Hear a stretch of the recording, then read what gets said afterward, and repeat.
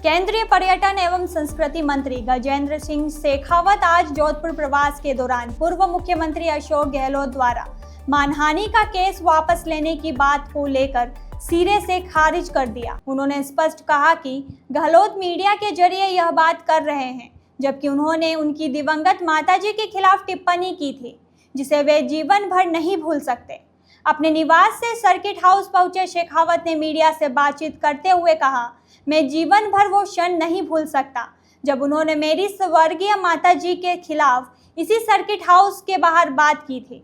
ऐसे में केस वापसी का सवाल ही खड़ा नहीं होता। उन्होंने कहा कि गहलोत ने जो अपराध किया है उसके लिए उन्हें सीधे उनके सामने आकर क्षमा मांगनी चाहिए, न कि मीडिया के जरिए। शेखावत ने जोर देकर कहा, उन्होंने मेरी माताजी के प्रति अपराध किया है, उसके लिए क्षमा मांग रहे हैं।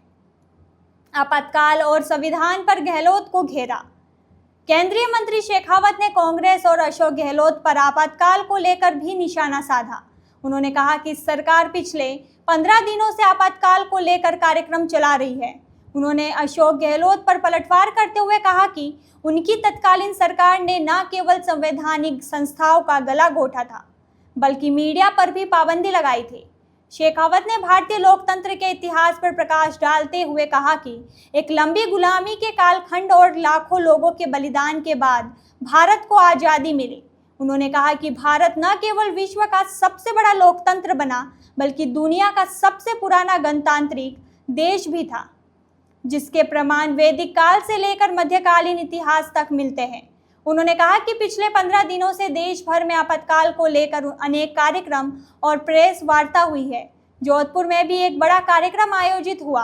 शेखावत ने विपक्ष पर हमला बोलते हुए कहा कि जो लोग आज संविधान की रक्षा की बात करते हैं और अपनी जेब में संविधान की किताब रखकर संकल्प लेते हैं, उन्हीं के गठबंधन के सहयोगी दल है, जिन्होंने संविधान की धज्जियां उड़ाई थी।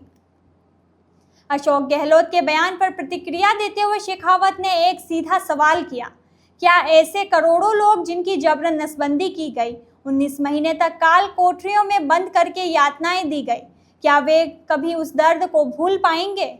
उन्होंने कहा कि संविधान की जिस तरह हत्या की गई और मौलिक अधिकारों का हनन किया गया, क्या उन सबको कभी वापस लौटाया जा सकेगा?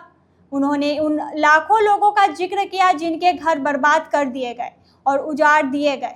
शेखावत ने इस विषय को अक्षम्य अपराध और देश के संविधान की हत्या करने का अपराध बताया, जिसे कभी माफ नहीं किया जा सकेगा।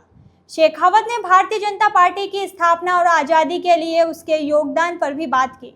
उन्होंने कहा कि भारतीय जनता पार्टी की स्थापना से पूर्व जनसंघ के समय में अनेक ऐसे नेता थे जिन्होंने आज़ादी की लड़ाई में योगदान दिया और अपना जीवन समर्पित किया। उन्होंने कांग्रेस पर आरोप लगाया कि वह इन नेताओं को भारतीय जनता पार्टी के साथ जोड़कर गलत तरीके से पेश करना चाहती है। शेखावत ने अंत में कहा कि जब संविधान को आप लोग गिरेबान पकड़कर अपने हित के लिए, अपनी सत्ता के लिए कुर्बान करने की कोशिश की थी, तब यही भारतीय जनता पार्टी के नेता थे जिन्होंने घूम घूम कर और छोटे छोटे कार्यकर्ताओं ने गांव-गांव में रहकर अलख जगाकर लोकतंत्र पुनः स्थापित के संघर्ष के लिए अपने आप को बलिदान किया।